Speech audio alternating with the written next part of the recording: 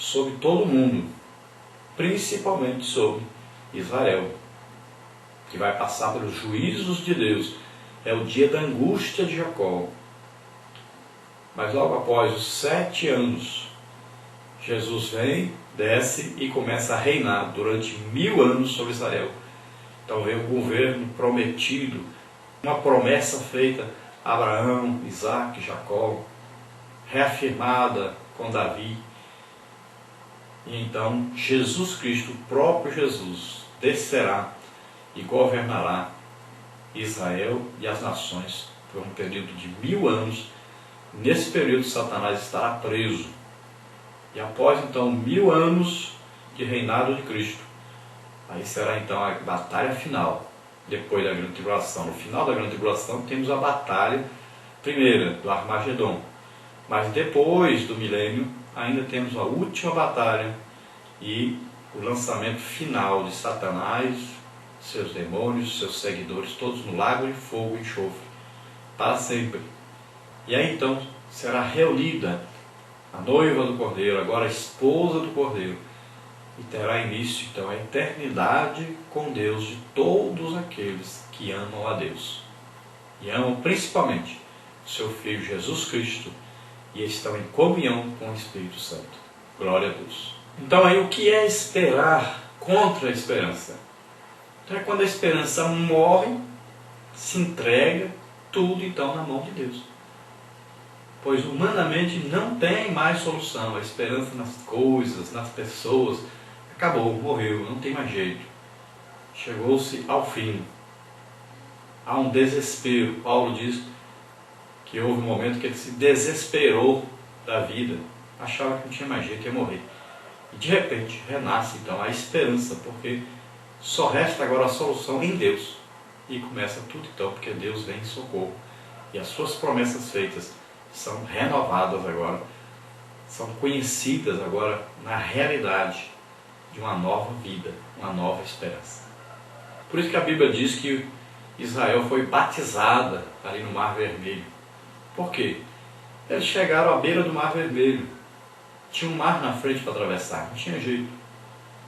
De um lado, montanha, do outro lado, montanha, atrás, os inimigos. Não tinha mais jeito.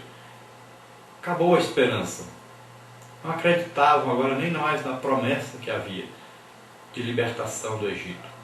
Eles iam morrer. Mas aí, quando acaba a esperança humana, nasce a esperança divina.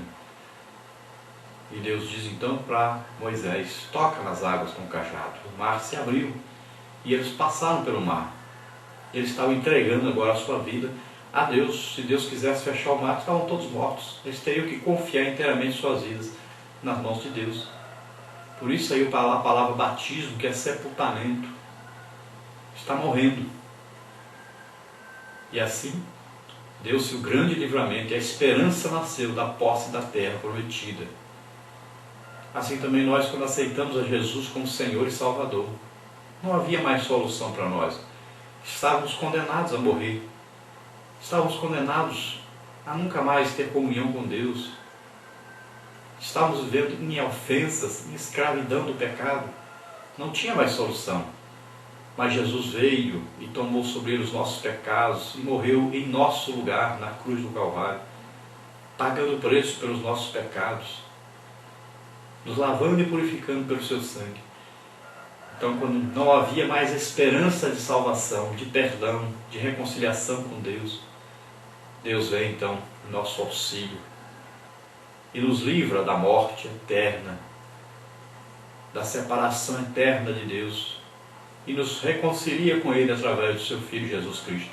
Então, quando nós aceitamos a Jesus como Senhor e Salvador, nós estamos morrendo. A esperança não existe mais. Nós temos que morrer quando a esperança falha, quando não há mais solução. E nós morremos com Cristo ali naquela cruz. Estávamos todos em Cristo. Ele estava levando os nossos pecados, nossas iniquidades. E agora nascemos de novo para uma vida nova, uma nova esperança, a esperança da vida eterna. E nós estamos aguardando ansiosamente o momento em que Jesus Cristo vem nos buscar, o dia do arrebatamento, para nos levar, para estarmos para sempre com Ele. Glória a Deus. Essa é a nossa grande esperança. Esperemos com paciência, mais um pouquinho de tempo, e o que há de vir virá, e não tardará. Glória a Deus. Nós podemos conhecer um pouco da história de Israel, olhando aí para os templos que foram construídos. O primeiro templo, o templo de Salomão, que você vê aí. Esse templo foi destruído e depois vem o templo de Zorobabel, que foi reconstruído então por Zorobabel, aí autorizado por Ciro. E depois esse templo também é destruído. E no tempo de Jesus, o templo foi reconstruído por Herodes. Você vê aí o templo de Herodes. Esse templo é que existia no tempo de Jesus. E no ano 70, já de nossa época, 70 depois de Cristo, então esse templo é destruído pelo general Tito de Roma. E hoje em dia, aí no lugar onde havia antes o templo, existe aí um grande pátio onde existe a mesquita de Omar, construída pelos árabes, pela religião muçulmana, e acredita-se hoje então que neste local aí, ao lado dessa mesquita que existe aí, está o local do templo. Muita gente pensava que essa mesquita havia sido construída no mesmo local do templo, mas segundo as pesquisas que foram feitas, descobriu-se que o lugar do templo está intacto. Então, acreditamos que durante a grande tribulação, logo após o arrebatamento da igreja, imediatamente após, começa então um período de 7 anos, quando 3 anos e meio será um período de paz, com a vinda de uma pessoa que estará entre o povo já, se preparando para isso. Ele assumirá o governo mundial.